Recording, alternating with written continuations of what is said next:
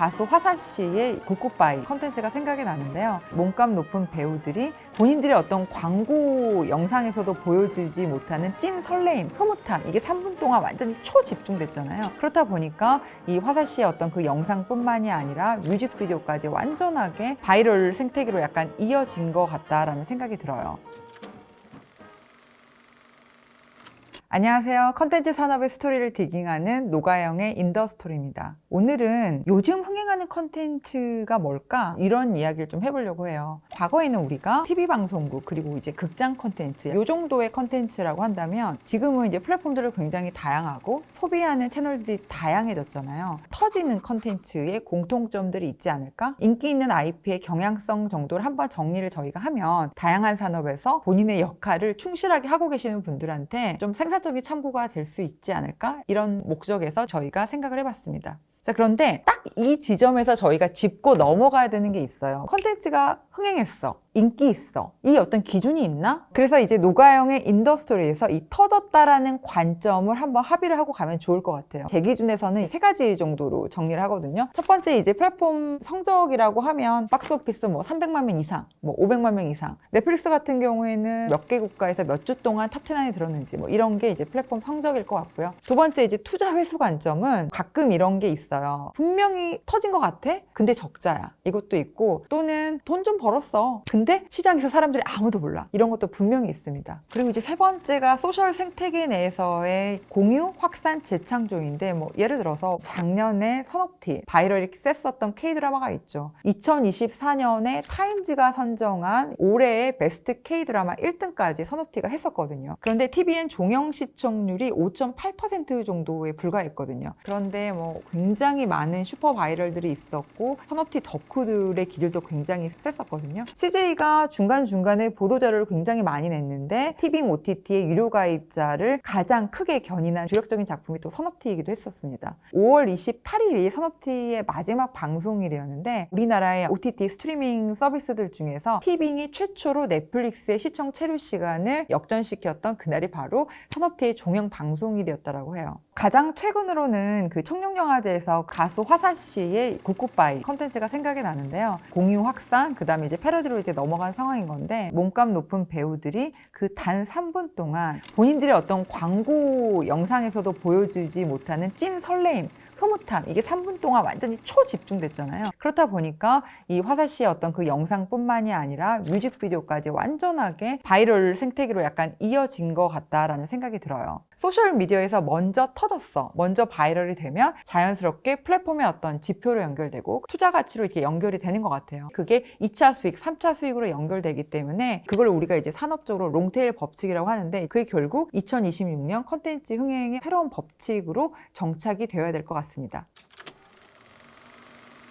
이제 그러면 인기 있는 IP들의 경향성에 대한 이야기를 해보려고 해요. 도파민형, 팬덤형, 무해 공감형 한두 개가 이제 섞인 어떤 복합형도 있겠죠. 먼저 이제 도파민형 IP를 설명을 드리려면 이제 시대 이야기부터 저희가 해야 되겠죠. 지금은 스크롤을 막 이렇게 내리면서 무한 소비를 하는 시대에 살고 있잖아요. 이런 시대이기 때문에 뇌를 자극하거나 도파민의 분비를 터뜨리지 않는 컨텐츠의 경우에는 누군가를 설득하기 되게 어려운 거예요. 이 계열의 IP를 보자면 먹고 복수하고 서바이벌이라든지 이런 계열의 IP들인 것 같아요. 파묘나 피지컬 100, 흑백요리사 이런 계열의 IP들이 대부분 이제 이 카테고리 안에 포함되는 것 같아요. 그리고 이제 두 번째로는 넷플릭스가 전 세계의 시청 영상을 주도하기 시작하면서 190개국 어디에서나 언어나 문화나 어떤 그 국경의 경계를 무너뜨리는 장르형 컨텐츠가 표준값이 된 것 같아요. 그래서 제가 최근에 영화 감독님이랑 소통을 하다가 본인이 오래 쓰신 시나리오를 마무리를 하셨대요. 근데 그게 바닷가에 에서 일어나는 로맨틱 코미디라고 하시더라고요. 그런데 영화 스크립트를 다 쓰시고 주변의 어떤 동료 감독님들에게 피드백을 받았는데 이 스토리텔링, 내러티브는 유지를 하되 넷플릭스가 픽할 가능성이 높은 장르로 지금 글을 바꾸고 계시다고 하더라고요. 그러니까 그게 결국 아까 말씀드렸듯이 언어 장벽, 국경의 경계 없이 즉각적인 몰입이 가능한 장르물이 영상 시청의 표준값이 되고 있다라고 해석을 할 수 있을 것 같습니다. 도파민을 자극하는 계열의 IP들을 쫙 뜯어보면 특징이 있었는데 있는데 리얼리티 중심의 컨텐츠가 굉장히 비중이 높아지고 있거든요. 지금 제가 이제 그래프 하나를 보여드릴 텐데 최근 20년 동안 전 세계에 있는 모든 컨텐츠를 픽션 컨텐츠와 넌픽션 컨텐츠로 나누어 놓은 그래프거든요. 지금 여기서 보면 빨간색 부분 넌픽션, 리얼리티 기반 컨텐츠가 대폭 늘어나고 있다는 거죠. 영화나 드라마 같은 픽션 컨텐츠의 제작비보다 리얼리티 기반의 컨텐츠들의 제작비가 작기 때문에 불경기 때는 리얼리티 컨텐츠가 늘어납니다. 또 2023년에 헐리우드의 작가 파업 이슈도 있고요.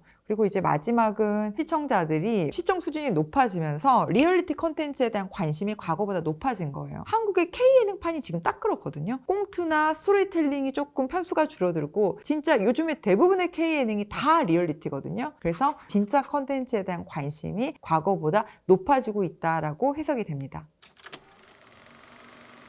팬덤 IP는 그냥 한 줄로 요약하면 커뮤니티가 명확하게 존재한 IP들인 것 같아요. 그래서 지금 들으시면 가장 직관적으로 떠오르는 게 마블일 거예요. 그 다음에 귀멸, 오징어 게임, 그리고 예능으로 들어가면 지금 최강야구가 TV방송국에서 하던 시청자들이 유튜브로 그냥 바로 지금 이관이 됐잖아요. 그러니까 이런 거 보면 그냥 명확하게 팬덤 IP다. 이런 IP들은 팬덤이 확실하게 구축되면 자연스럽게 시즌제로 연결이 됩니다. 그러니까 이거를 우리가 컨텐츠 프랜차이즈 전략이라고 이야기를 하죠. 그런데 이 생각이 드실 거예요. 최근 몇 년간 유난히 시즌제가 더 많이 보이는 것 같은 느낌이 확 드실 거거든요. 전 세계적인 불경기가 이어지면서 투자자 입장에서는 원작이 확실한 또는 검증된 IP 중심으로 제작 투자를 하게 되는 거, 이제 그 이유가 하나가 있을 수 있고요. 두 번째는 마케팅이 잘 안 돌아가는 시대가 됐다라는 이야기를 많이 하거든요. 브로드캐스팅 미디어 시대에서는 그냥 광고를 일방향적으로 그냥 쏴주잖아요. 광고비를 쏟은 만큼 컨텐츠가 수혜를 받는 거죠. 소셜 네트워크 시대가 되기 시작하면서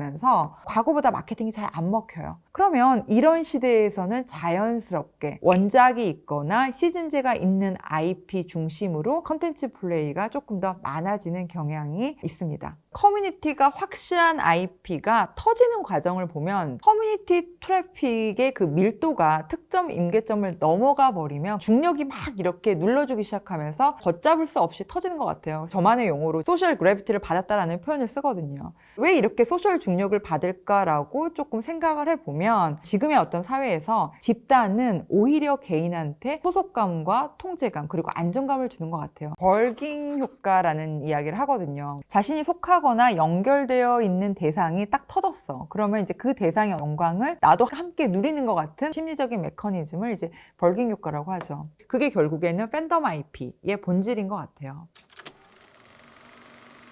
무해와 공감 IP들은 그냥 나영석 PD가 딱 생각이 나거든요. 잘 몰라서 서툴러서 저희가 동화되고 거기에서 위로를 받고 친근함을 느끼는 것 같아요. 삼시세끼나 윤식당 같은 거 보면 셰프들이 아니잖아요. 셰프들이 아닌데 요리를 해. 힐링과 친근감이 있는 것 같고, 또 드라마로 좀 확장하면 뭐 스리생이라든지 뭐 갯마을 차차차, 우영우도 약간 무해한 컨텐츠였죠. 그래서 김남주 교수님 트렌드 코리아 2025년 판에 보면 10개 키워드 중에서 5번째 키워드가 무해함이라는 게 있거든요. 김남주 교수님 표현에 따라 이 무해함이라는 이 키워드 자체가 서툴고 귀여운 거가 사랑받는 시대다. 공감의 IP랑 좀 맥락이 다 있는 것 같아요. 그래서 이제 왜일까 보자면 컬럼 쓸 때 제가 자주 쓰는 어떤 문장 한 줄이 있는데, 문화 콘텐츠는 늘 사회적인 결핍을 대체한다. 첫 번째로 도파민 계열의 IP를 이야기를 해서 굉장히 그 역설적이긴 하지만 오히려 도파민 시대의 어떤 반기능, 스마트 디바이스를 우리가 막 보다 보면 이렇게 스스로의 어떤 길티함이 있잖아요. 그 길티함에서 좀 벗어나고 싶은 거, 도파민 중독에 대한 스스로의 어떤 자정작용과 균형감을 맞추는 거, 그러면서 무해한 IP로 이제 넘어가고 있는 것 같아요. 도파민과 팬덤, 이 무해한 IP의 시대를 요약하자면 강렬한 자극을 통해서 이 도파민을 통해서 즉각적인 맛을 맛보고, 그리고 확실한 팬덤 안에서 심리적인 안정감을 누리고, 그다음에 마지막은 무해함을 통해서 과잉 자극을 좀 스스로 정화하고 해독하려는 마음의 상태로 해석이 됩니다.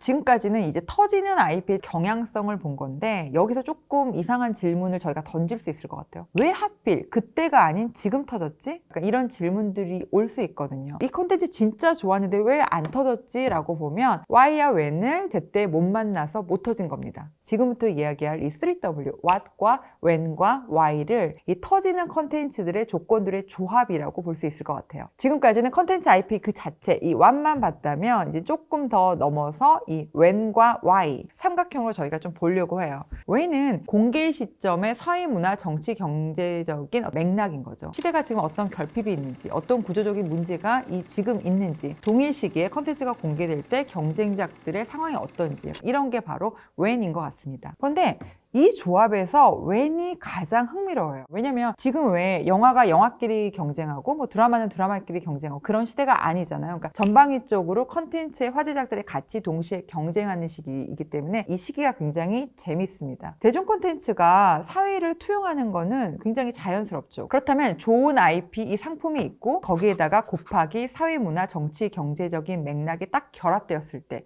콘텐츠의 포텐이 확 터지는 것 같아요. 시대적인 사례로 조금 들어가자면 2010년대로 조금 넘어가 볼게요. 한국의 인구 증가율이 갑자기 급감하던 시기였거든요. 그러면 이제 그 급감하던 시절에 반대급부로 육아 예능이 한 시대를 풍미했어요. 그리고 이제 두 번째로는 2020년에 이제 기생충이 있었고, 그 다음에 2021년에 옥겜, 그리고 이제 2024년에 흑백요리사가 있었거든요. 이 세 가지 IP의 공통점이 계급 서사에서 약자가 이기는 스토리예요. 소위 말해서 이제 계급 전복이라는 거죠. 대중은 약자를 응원하게 되잖아요. 약자를 응원하고 또 그들이 이겼을 때 완전 통쾌함을 느끼잖아요. 근데 이제 왜 이 계급형 서사들이 하필 2020년대인가 보면 전 세계적으로 양극화가 심화되기 시작하면서 약자의 역전이라는 어떤 이 서사가 그냥 뭐 재미있는 거를 조금 넘어서 전 시대의 어떤 카타르시스가 되지 않았나라고 해석이 됩니다. 마지막이 Y인데 Y는 컨텐츠의 사후 분석이라고 생각하거든요. 그래서 이제 이거는 좀 평론가의 몫으로 좀 넘겨야 된다라고 생각을 하는데, 이게 무책임한 말이 아니라 사실 터진 컨텐츠의 이유를 나열하는 것만큼 쉬운 게 없어요. 개인마다 그 이유는 굉장히 다양하기 때문에 이 Y에 대한 부분은 산업적으로 분석하기보다는 평론가의 영역으로 남겨야 되지 않을까라고 생각하고, 이 Y의 핵심은 왜 이 IP가 시청자의 마음을 움직였는가, 그게 실은 사후 분석의 본질이지 않을까라고 생각을 합니다. 오늘은 그간의 어떤 컨텐츠 시장에서 뭐가 터졌는지, 그 다음에 어떤 컨텐츠가 인기 있는지를 저희가 이제 분석을 하면서 2026년에는 어떤 컨텐츠 트렌드가 있을지를 조금 엿본 것 같아요. 모두들 들으시는 분들이 내가 좋아하는 컨텐츠, 내가 싫어하는 컨텐츠가 이 카테고리에 들어가 있는지 아닌지를 보는 어떤 재미도 있었을 것 같은데요. 오늘 이야기는 여기까지 할게요. 감사합니다.